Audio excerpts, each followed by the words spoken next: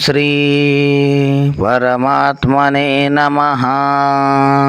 एक समय की बात है, माया रूपी मच्छिंद्रनाथ गुरु गोरखनाथ जी के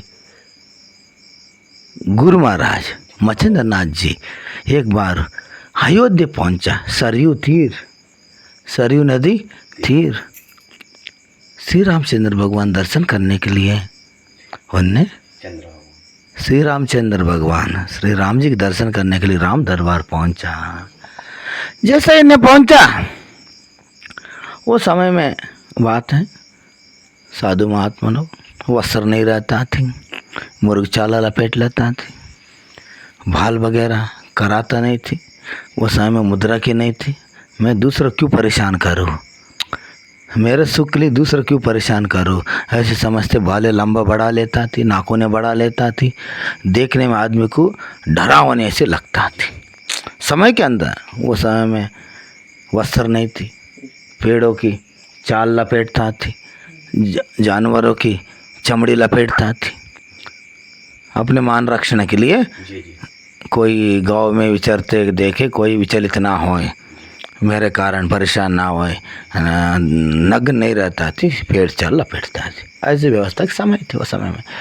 ऐसे होते हुए जैसे वो समय अयोध्या की राजा थी, पशुपति नाम की राजा रहता थी ना। क्या नाम है? पशुपति राजा के नाम थी रहा। जैसे इनने मच्छिंद्रनाथ जी दर्शन करने के लिए दरबार पहुंचते रहा, बहुत भीड़ लगे रहा, इन्हें ज्ञात नहीं थी राजा आया हुआ है। उसी समय की बात है, राजा भी वो दर्शन करने के लिए पहुंचा हुआ था, राम जी के दर्शन करने के लिए।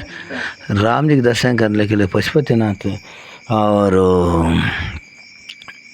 राजा भी पहुंचा हुआ था। और मच्छिंद्रनाथ जी जाने लगे। वो सिपाही का है, रुक जाओ महात्मा जी, हे बाबा जी, हे योगी जी, हो सन्यासी जी, जोगी, कहाँ जा रहा है, कहाँ उधर जा रहा है, रुक जाओ, राजा आया हुआ है, अयोध्या के राजा आया है, दर्शन कर रहा है, बाद में चले जाना। ठीक है एक कोने में खड़ा रहता। जब बताओ, राजा तो ठीक ही है, सिपाही है इतने अहंकारी है, फिर राजा कितने अहंकारी ना हुए।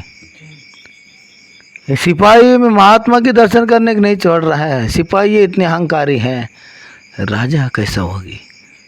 हाँ, सिपाही कोई गलती नहीं, अपने कर्तव्य निभा रहा है, लेकिन दंड दिया तो राजा को देना चाहिए। ऐसे मन में स्मरण करते हुए गोरखनाथ जी थोड़े मच्छिंद्रनाथ जी भूभूति, एक चिटकी भूभूति लेके स्पर्शास्त्र मंत्र बोलते हुए उधर से फूंक मार देता है। क्या कर देता है? फूंक मार देता है। जैसा फूंक मारा, राजा जैसे दंडोत प्रणाम करते रहा, राम जी को धरती में चिपक जाता है। राजा कहाँ चिपक जाता है? धरती में चिपक जाता है।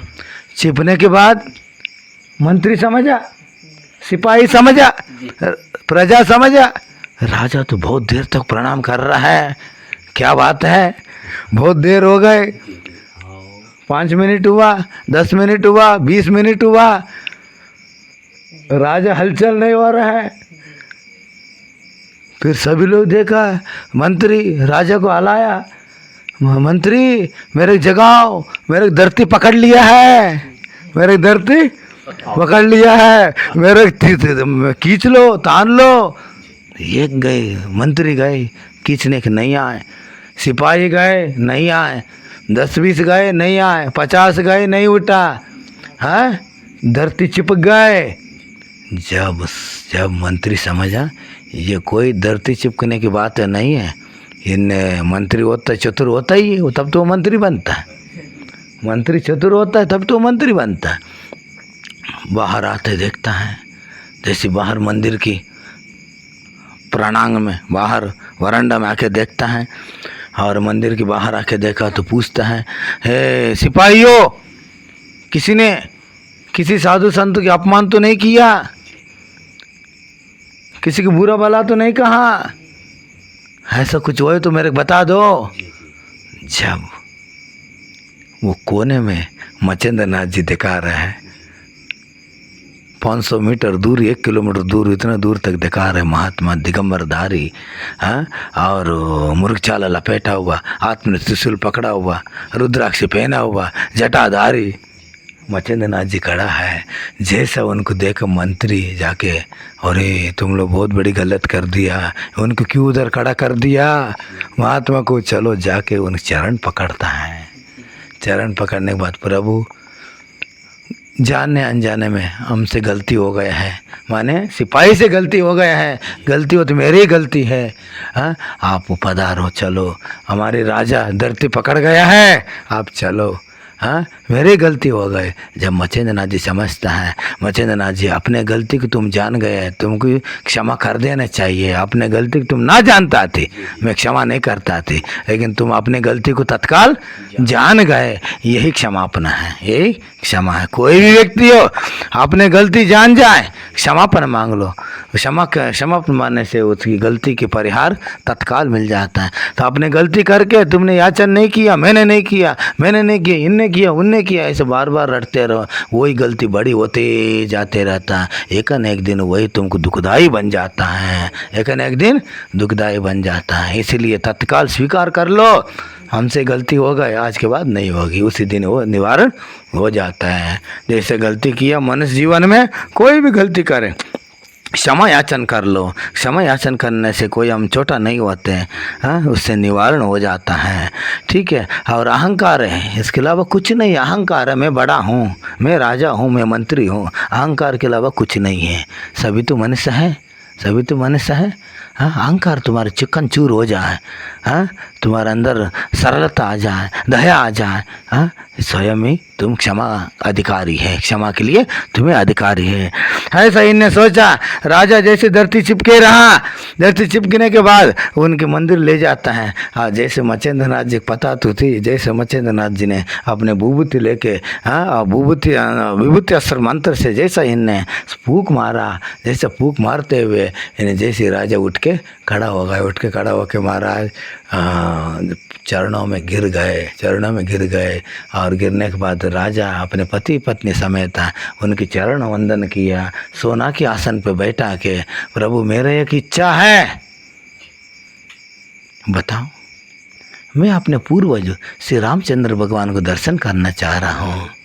ऐसे इनने याचन किया, कोई बात नहीं, यह भी मैं आपकी पूरा करा देंगे। इनने कहा कर दी, मच्छिंद्र नाथ जी अपने अस्त्र द्वारा वायु अस्त्र चला के मेघ को हटा दिया, वायु अस्त्र से चला के मेघ को हटा दिया। हटाने के बाद सूर्य नारायण को रुकाने के लिए बाण छोड़ा, सूर्य नारायण को, जब तक सूर्य नारायण उजाला है तब तक तुम्हारे राम जी तुमको दर्शन नहीं देंगे, सूर्य नारायण को रुकाना चाहिए। सूर्य नारायण को रथ को रुका दिया, जैसे रथ को रुका देने के बाद सूर्य नारायण समझ ये कौन है, मेरे रास्ता में रुकाना चाह रहा है, ऐसे करके इनने क्या कर दिया, आगे बढ़ने लगा है। मच्छिंद्र नाथ जी पर्वत खड़ा कर दिया, सूर्य नारायण मार्ग में क्या कर दिया, पर्वत, जैसा पर्वत कराने लगा सूर्य नारायण, सूर्य भगवान पर्वत के चूर करके और आगे बढ़ने लगा, और आगे बढ़ने के बाद मच्छिंद्र नाथ जी, सूर्य नारायण समझ नहीं रहे, मैं मच्छिंद्र नाथ जी बोल रहे मेरे बात नहीं मान रहे तो छोड़ो, जैसे करते वज्र